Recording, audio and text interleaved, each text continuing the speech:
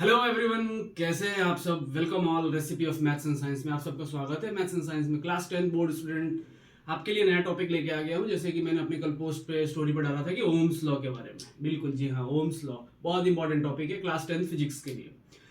लेकिन Ohm's law पढ़ने से पहले, ओम्स लॉ समझने से पहले कुछ महत्वपूर्ण बातें हैं जो कि आपको कॉन्सेप्ट क्लियर होनी चाहिए। आज भी बहुत सारे स्टूडेंट का कॉन्सेप्ट जो है वो क्लियर नहीं है। ये कॉन्सेप्ट क्लियर नहीं हो रहा है कि वोल्टेज क्या है, करंट क्या है, रेजिस्टेंस क्या है। बहुत लोग तो मानते हैं कि वोल्टेज ही करंट है, करंट ही वोल्टेज है। तो ये जो सारे जो कंफ्यूजन है वो आपको आज मैं अपने वीडियो के माध्यम से दूर करने वाला हूं। तो बने रहिए इस वीडियो में, देरी ना करते हुए। आज पहले देखेंगे कि वोल्टेज, करंट और रेजिस्टेंस में क्या फर्क है, उसके बाद हम ओम्स लॉ की तरफ बढ़ेंगे हम। तो सबसे पहले मैं वोल्टेज को लिख लेता हूं यहां पे आपको आसान शब्दों के लिए। वोल्टेज, ये current and resistance.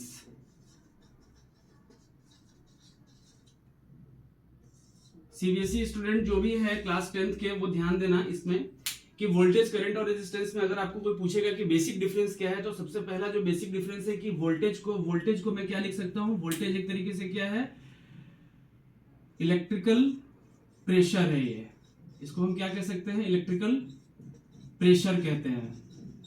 Other language में, अगर मैं एक और लैंग्वेज में अगर इसको मैं बात कर लूं तो ये इलेक्ट्रिकल एनर्जी भी है एक तरीके से।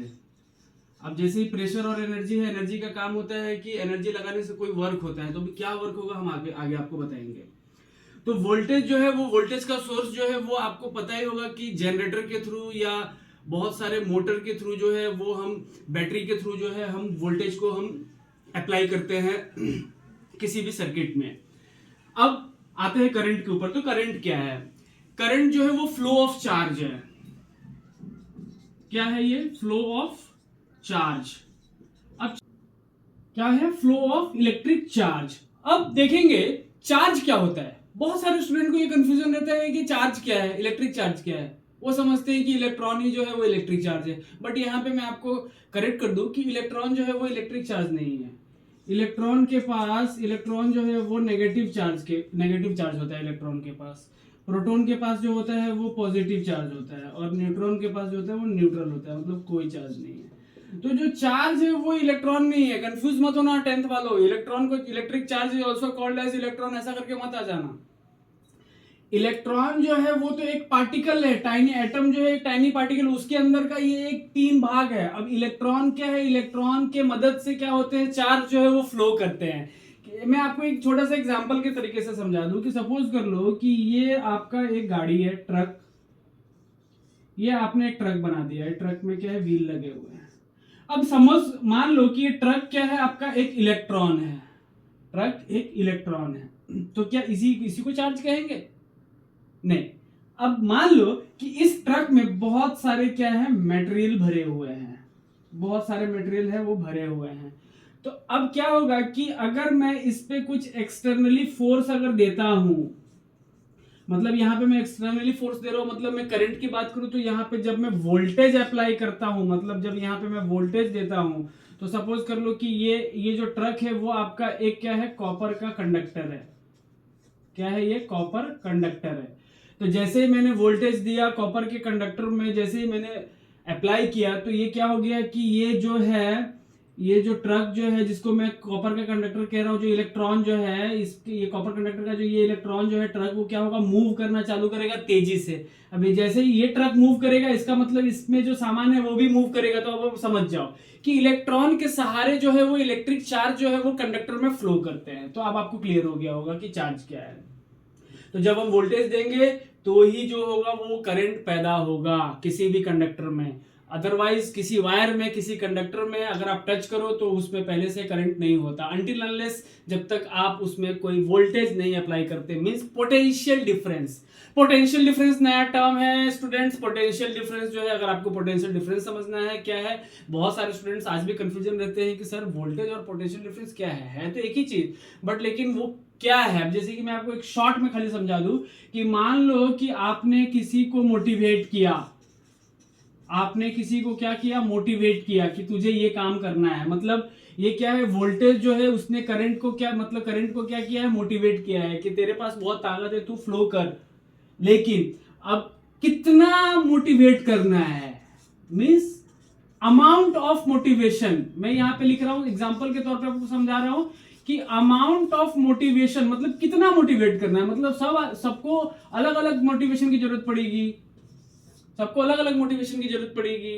बड़े केबल में, बड़े कंडक्टर में ज्यादा वोल्ट की जरूरत पड़ेगी क्योंकि उसमें ज्यादा करंट दौड़ेगा, छोटे वायर में जो है वो करंट कम दौड़ते हैं। तो वही है, तो अमाउंट ऑफ मोटिवेशन मतलब अमाउंट ऑफ वोल्टेज अप्लाइड को क्या है, कितना कितना ज्यादा आपने अप्लाई किया, वो क्या पोटेंशियल डिफरेंस है। मतलब दो कंडक्टर के दो एंड का, अक्रॉस एंड का जो पोटेंशियल डिफरेंस है उसी को हम क्या कहते हैं, वोल्टेज कहते हैं। अगर इस पर डीप वीडियो चाहिए तो आप मुझे मैसेज कर देना, मैं आपको वीडियो बना के इस पर डाल दूंगा। So next we are moving on resistance. So now term resistance क्या है। अब जैसे कि मैं आपको एक बता दूं कि एक थ्योरी चली आ रही है कि ये जो तीनों है, वोल्टेज, करंट और रेजिस्टेंस, ये क्या है, ये आपस में कहते हैं कि छोड़ेंगे ना तेरा साथ हो साथी जन्मों जन्म तक। मतलब कि ये वोल्टेज, करंट और रेजिस्टेंस जो है ये कभी एक दूसरे के साथ नहीं छोड़ सकते। कैसे नहीं साथ छोड़ सकते, मतलब ये अधूरा है किसके बिना, वोल्टेज के बिना अधूरा हो गया। ये तो आपको पता चल गया कि जब तक मैं वोल्टेज नहीं दूंगा तब तक जो है वो चार्ज जो है वो फ्लो नहीं करेगा, इलेक्ट्रॉन सर्किट में मूव नहीं करेगा, किसी भी वायर में मूव नहीं करेगा। तो अब ये तो हो गई कि इसके बिना ये अधूरा है, तो जब इसके बिना ये अधूरा है तो इसके बिना ये अधूरा है। यही तो उन्होंने कहा है ओम्स जी ने कि जो कोई भी कंडक्टर में जो करंट जो फ्लो करता है वो डायरेक्टली प्रोपोर्शनल होता है उसके वोल्टेज का। अब आती है बारी रेजिस्टेंस की। तो अभी रेजिस्टेंस भी, इसका मतलब ये तीन दोस्त है। अब रेजिस्टेंस है, अब रेजिस्टेंस के बारे में आपको पता होगा कि रेजिस्टेंस जो है वो क्या होता है, ये कहां से आते हैं, रेजिस्टेंस कहां से पैदा होगा, रजिस्टर से। कोई भी सर्किट में रजिस्टर लगे होते हैं, इसका यूनिट है ओम। मैं आपको बता दूं कि वोल्टेज को हम लिखते हैं V, करंट को हम लिखते हैं I, रेजिस्टेंस को हम किससे लिखते हैं, करंट हम रेजिस्टेंस को जो है किससे करते हैं, R से करते हैं रेजिस्टेंस को। वोल्टेज का यूनिट जो वोल्टी है, करंट का यूनिट जो है वो एम्पियर होता है बड़ा ए, और रेजिस्टेंस का यूनिट जो होता है वो ओम होता है। ये आपको क्लियर होना चाहिए, ये यूनिट्स आपको ध्यान रखने पड़ेंगे। अगर यूनिट्स अगर एग्जाम में गलत हो गए तो आपके नंबर कट जाएंगे। अब रेजिस्टेंस है क्या, तो जो रेजिस्टेंस भैया है वो रेजिस्टेंस भैया का काम है कि रोकना। अब ये क्या करते हैं, रोकना, मतलब क्या करता है, अपोज करता है। क्या करता है, ये अपोज करता है, किसको, oppose to flow of current, flow of the current. क्यों अपोज करता है, क्वेश्चन आता है कि क्यों अपोज करता है, अपोज करने की क्या जरूरत है। मतलब आप सोच रहे होंगे कि एक तो है वोल्टेज जो कि इसको क्या कर रहा है, प्रेशर दे रहा है, धक्का मार रहा है कि तू फ्लो कर, और एक तीसरा बंदा है रेजिस्टेंस जो कि इसको रोक भी रहा है। तो जी हाँ बिल्कुल आप समझ रहे होंगे कि इसके पास बहुत ताकत है। ये जो बंदा है करंट, इसके पास जो है ये जो चार्ज, इलेक्ट्रिक चार्ज जो है जहां से करंट जो पैदा होती है उसके पास बहुत ताकत है। अब इनको क्या है, डर है, वोल्टेज को क्या है, डर है।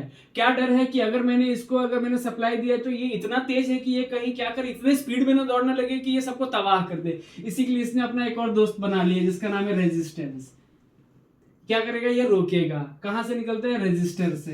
रेजिस्टर लगे होते हैं, आपको याद होंगे, बहुत सारे सर्किट, हर सर्किट में रेजिस्टर होते हैं। तो ये रेजिस्टेंस क्या करता है, रोकता है। मतलब करंट को बोलता है भैया थोड़ा धीरे हो जा, अब तेरी इतनी जरूरत नहीं है। या कभी बोलता है कि बहुत स्लो आ रहा है, थोड़ा फास्ट तो कर क्योंकि बहुत जरूरी है तेरा। तो ये रेजिस्टेंस का मतलब अपोज क्या करता है, करंट के फ्लो को अपोज करता है ये। अब वोल्टेज, करंट, रेजिस्टेंस आपको समझ में आ गया होगा कि अगर मैं एक नॉर्मल भाषा में बोलूं, सिंपल लैंग्वेज में, 3 लाइन में खाली बोलूं, तो वोल्टेज क्या करता है कि ये पुश कर रहा है, मतलब किसी चीज को क्या कर रहा है, धक्का मार रहा है। एक प्रोसेस है, बिजली का एक प्रोसेस है, धक्का मारा। करंट ने क्या किया, इलेक्ट्रॉन ने क्या किया, मूव करना चालू किया स्पीड में। अब जब मूव किया तो चार्ज क्या है, वो क्या है, बहुत तेजी से क्या है, वो फ्लो करने लगे। अब ये इतना तेज है कि इसको रोकने के लिए कोई ना कोई चाहिए। जैसे कि आप देखे होंगे कि रोड पे जब आप जाते हैं तो ब्रेकर्स लगे होते हैं। वो ब्रेकर क्या है, you can also called breaker as a resistance. मतलब ये क्या, ब्रेकर है, रोकता है कि भाई रुक जा, ज्यादा नहीं चाहिए, नहीं तो जला के राख हो जाएगा। समझ में आ गया होगा आपको ये बेसिक डिफरेंस, बहुत इंपॉर्टेंट है वोल्टेज, करंट, रेजिस्टेंस में। अब बढ़ते हैं ओम्स लॉ के बारे में।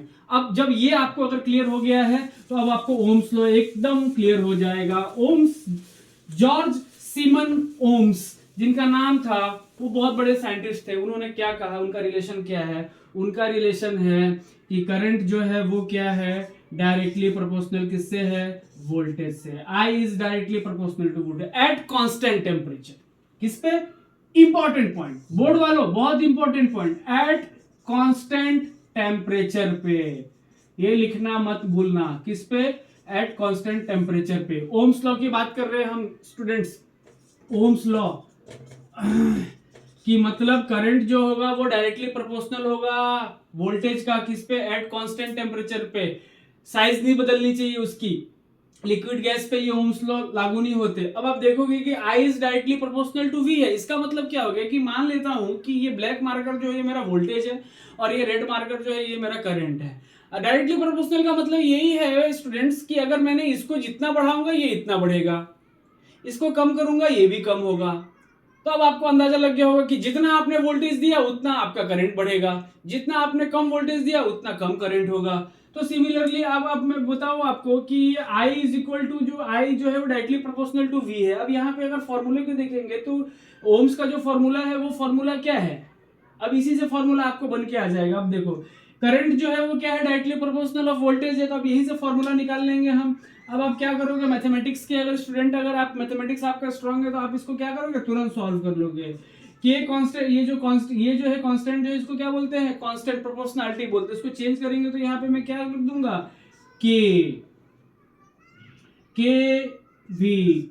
ये जो प्रोपोर्शनैलिटी का है इसके जगह पे मैंने क्या रख दिया, के रख दिया। के क्या है, कांस्टेंट है। के क्या है, कांस्टेंट।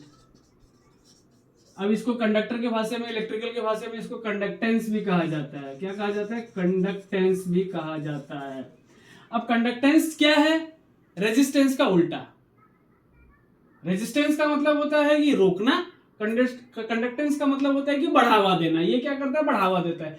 जिस भी मेटल का कंडक्टेंस बहुत हाई है मतलब वो गुड कंडक्टर ऑफ, बहुत अच्छा कंडक्टर है। जिसका कंडक्टेंस कम होगा वो कंडक्टर जो है वो इलेक्ट्रिसिटी के लिए अप्रोप्रिएट नहीं है।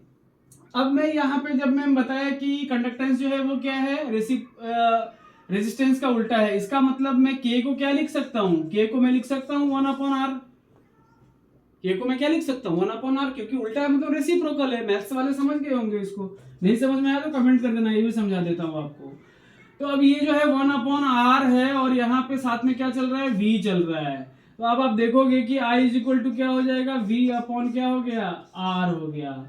तो अगर मैं यहाँ से अगर फॉर्मूला में अगर करूँ तो यहाँ पे 1 हो गया, तो v इज इक्वल टू मेरा क्या हो गया, I इंटू आर। मतलब वोल्टेज इज इक्वल टू क्या हो गया, करंट इंटू रेजिस्टेंस। यही फॉर्मूला है। समझ गए ना फॉर्मूला कैसे बनता है, ये v is equal to I R हो गया। अब इसी को आप क्या करना है कि आपको अगर v चाहिए, v is equal to I R है, अगर आपको i चाहिए तो आपको पता ही होगा क्या करना है, उल्टा ऊपर नीचे सीधा आगे कर लेना, आपको 3 फॉर्मूले बन जाएंगे। तो ये ओम्स लॉ के बहुत इंपॉर्टेंट फॉर्मूले और एग्जाम में पूछे जा सकते हैं आपको।